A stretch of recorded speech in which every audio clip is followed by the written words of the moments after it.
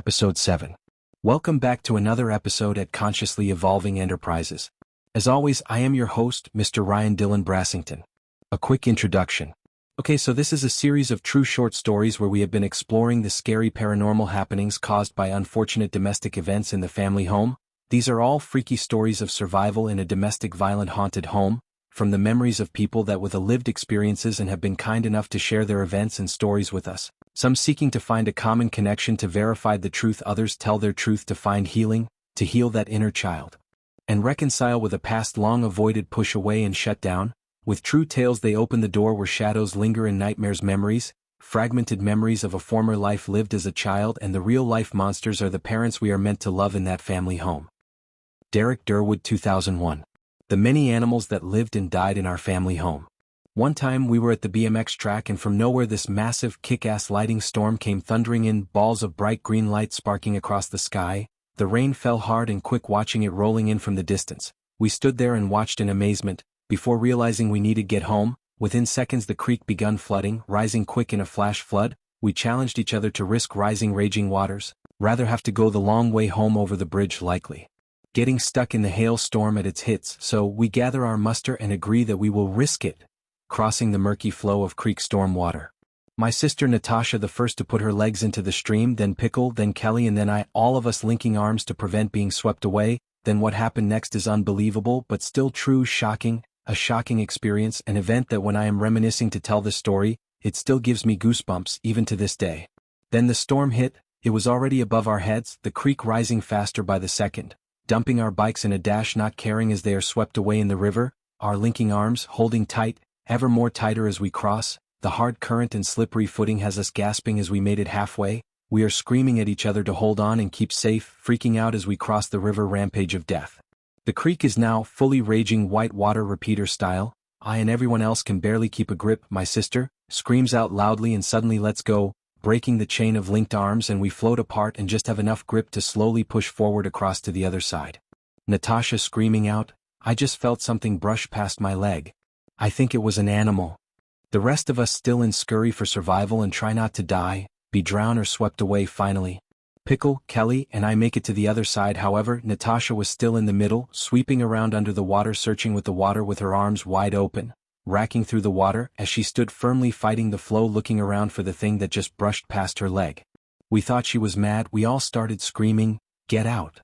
Quickly, just get out!"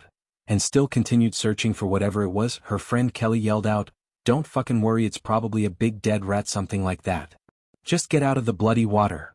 The current flows faster and fast, almost losing her footing as she dives across the water, splashing her hands down, grabbing into the murky water and pulling up this small black clump of wet fur. We squint our eyes to try to see what the hell it could be.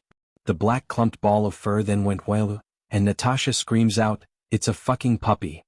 The small dog had somehow got in the water. Natasha raises it high above her head and makes her way to the side, safely out with a puppy in hand.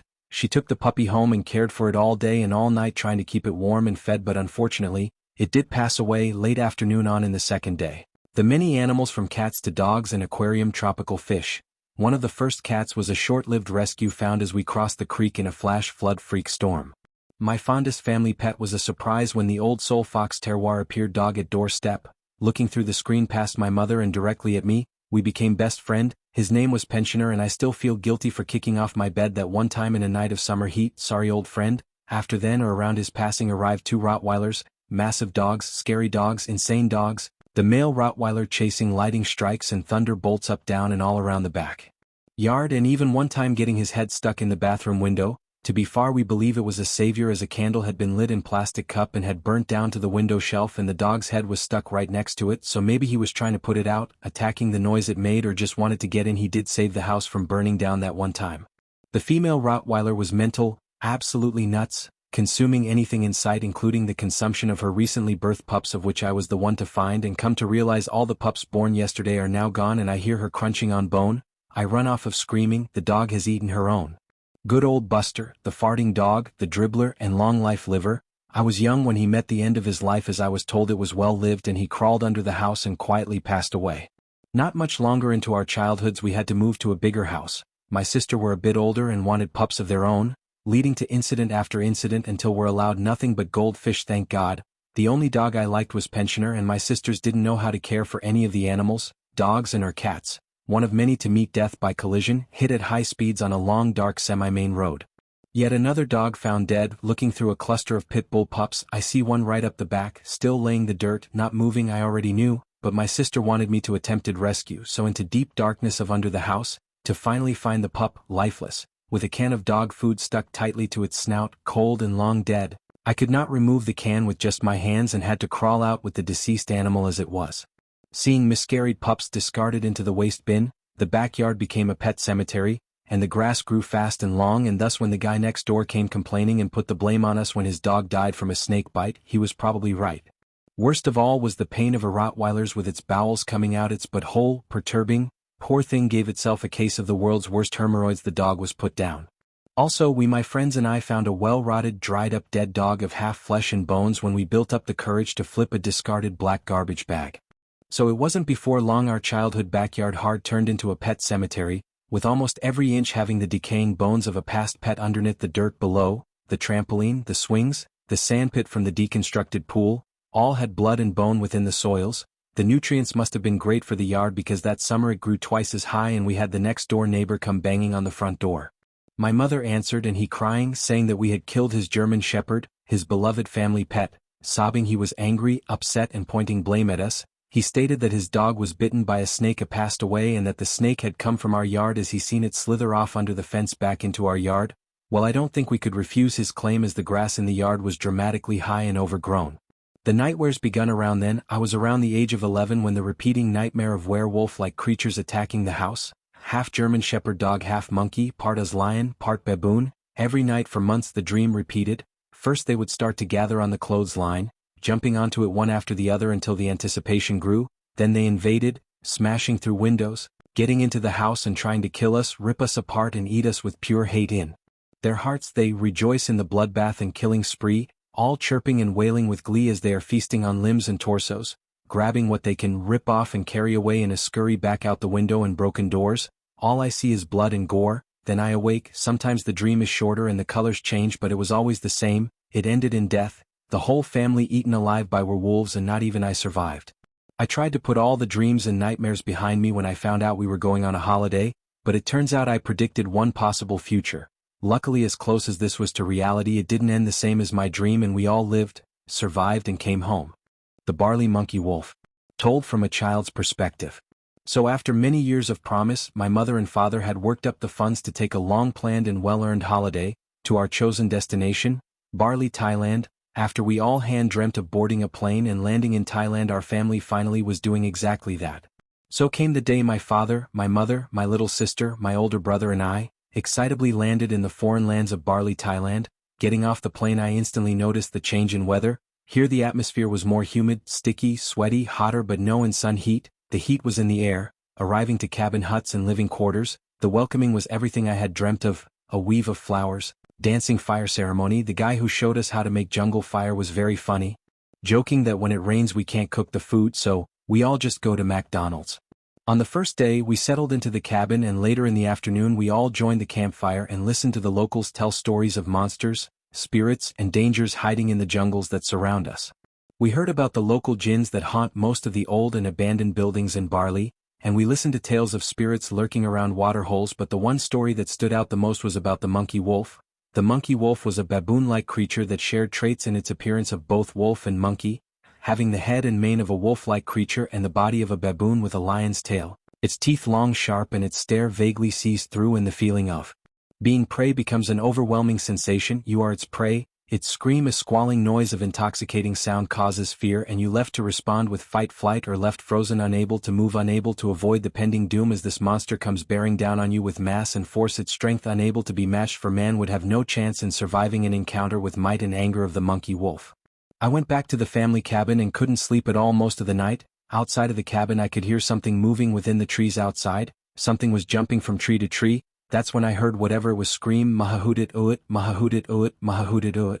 I heard my father get up, so I got up as well. I watched him check outside as he peeked out through the front window with only the moon's lights reflecting on the canopy. My father was unable to see what was making all the noise and then shrugged it off and went back to bed. After all, we are in foreign lands and wild animals are or should be expected, right? I asked my father. My father was always great with words stated. After all, I have only ever seen one koala in the wild and had only ever seen one wild beast in captivity, so hearing strange animals shouldn't frighten you, it should excite you. This is a new experience and new things can be scary, and I'm sure that whatever is out there is local and native. We are just hearing it for the first time, so it's new and scary to us. And I'm sure we're fine, as I don't think they would put us out here if there was any risk of wild animal attacks. However, his words didn't stop the freaky animal noises and the obvious sounds of more than one large animal gathering around us. We then went around the cabin and turned off any and everything and stayed as quiet as we could, and eventually fell to sleep until sunrise, when all that could be heard was the calm forest of whistling birds and winds blowing through the canopy. This is the first night of 7, I think to myself before I could even open my eyes. Then a racing thought of these creatures outside last night could have been the monkey wolf that the tour guide spoke of the same night. I felt a sense of great dread that had begun to fester within my guts, this being only the second day of our family holidays. I was quickly distracted by the smell of a delicious breakfast, pancakes, fruits, and toast. The smell flooded the air with the morning breeze, bringing the smell of breakfast mixed with the fresh forest flowers. I couldn't help but let all worries drift away and welcome this new day. A new adventure awaits. After breakfast, I was excited to learn that we were going to tour the dunes by riding on the four-wheeler motorbikes today, and any thought of monkey wolves escaped me for the day. That was until I was swiftly reminded after dinner. During the sunset we were all enjoying, a wild scream came from within the jungle. It sounded painful, like it was being hurt. However, this was not the scream of a human. The following scream was weaker, and then we could hear a separate entity making deep thud sounds with its thought, "Good. Good. Good." Then before anyone responded, all noise had gone down to silence, like all sound had been sucked, and if anyone dared to speak, no sound would leave their mouth. So in fear, all that heard the screams and thuds stayed completely silent, as did the birds, the forest trees, even the bees didn't make a sound, until one man came from the back. Seeing everyone frozen and in silence, he asked, "Hey, what's going on?" And everybody just seemed to move on, as if it didn't happen. Well, bugger that. I'm asking more questions. Confirming what I had planned in my own head. Otherwise, I just might crap in the bed, because I'll be hiding under the sheets all freaking night, holding a light and shaking with fear and fright.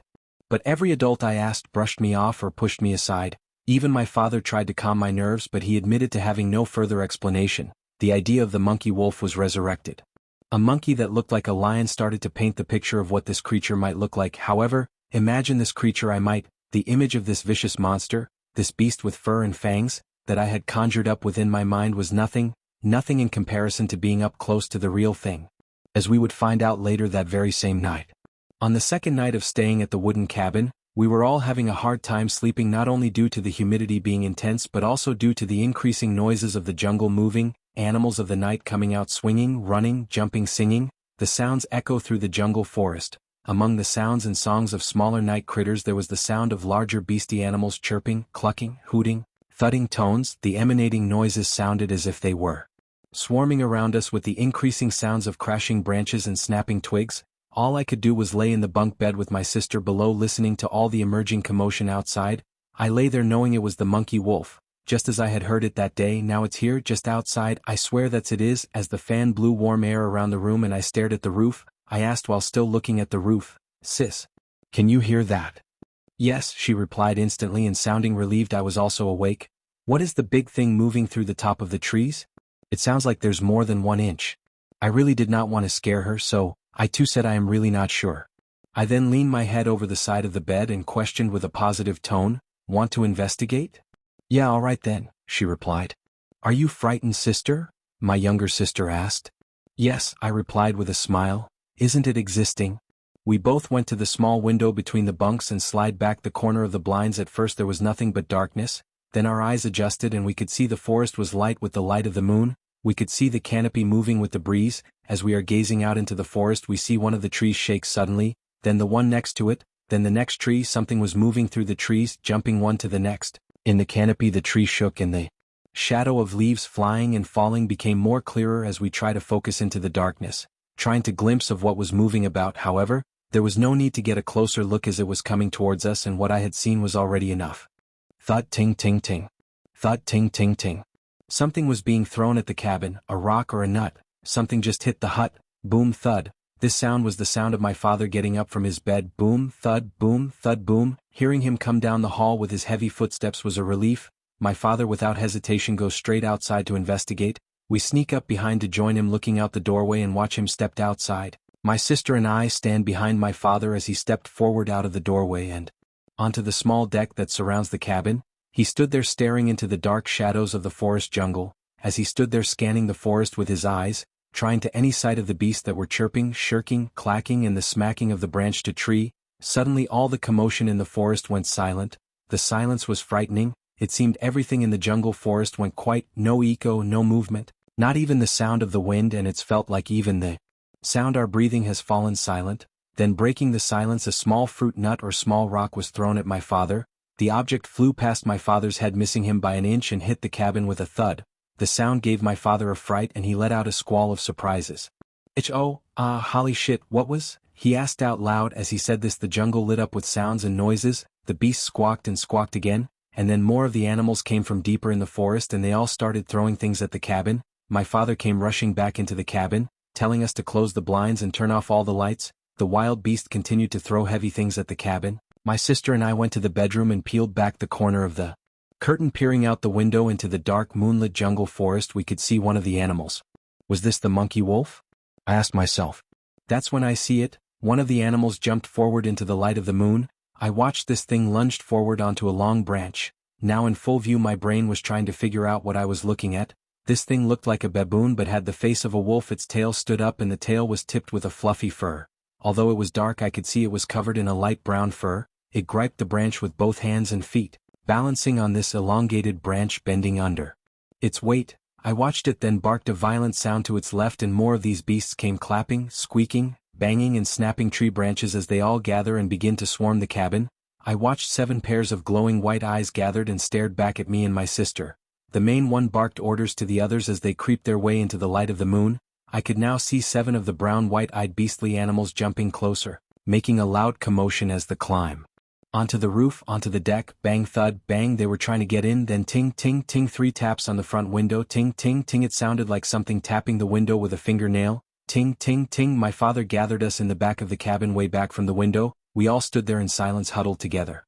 The beast begins to hoot and thud all the walls, the roof. This bass tone hoot, grudge, grudge. Then a moment of complete silence. For a second we thought they might be moving off. Just as we begin to relax, suddenly with a shocking smash and boom, a massive ball of fluffy fur came crashing through the main front window.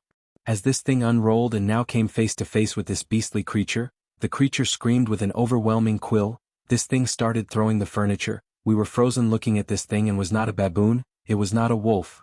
This beast had a thick wide mane of hair, sharply 555 pointed ears. The angry face resembled a possessed wolf. Its long thin tail looked like a lion's tail, its teeth sharp and salivating. Looking anything to eat, it searched everything it could. We then see 2 others peep in from the window frame, the elongated fingers gripping the broken window frame as the white glowing eyes peer into the cabin. My father jumps forward and closes the only door separating us. The beast begins to bang on the door. My dad smashed the back window and fed us out one after the other as quietly as he could. He then jumped from the window and we ran towards the tour guide's area. I pair back to the cabin, fading into the distance, and could still hear them trashing everything inside. We finally got to the tour guide's cabin and rapidly explained what happened. My father and he went back to the cabin where the monkey wolves had been. However, they were no longer inside or in sight. They had vacated, and the fear of them returning had us on edge. We were relocated to the other side of the island for the remaining days of our holidays, and I swear those things followed us. I could hear them every night outside. I slept with one eye open, awaiting the next invasion. That's the end of this one. Thank you for listening, reading, sharing. We appreciate you. See you next time at Consciously Evolving Enterprises.